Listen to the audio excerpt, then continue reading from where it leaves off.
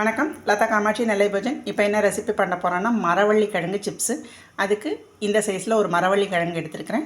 இதை நல்லா கழுவிட்டு இப்போ தோலை சீவிட்டு வந்துடும். ஒன்று ஒன்றா பார்ப்போம். ஸ்டவ் ஆன் பண்ணி எண்ணெய் சட்டி வச்சாச்சு. இப்போ நம்ம அதை சீவுறதை பார்ப்போம்.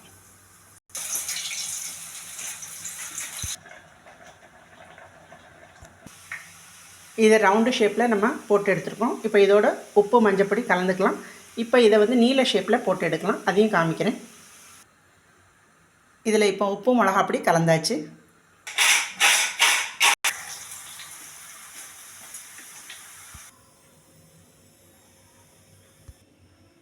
இப்போ நீல ஷேப்லேயும் போட்டு எடுத்தாச்சு. இதோட மிளகாப்பொடியும் உப்பும் கலந்துக்கலாம்.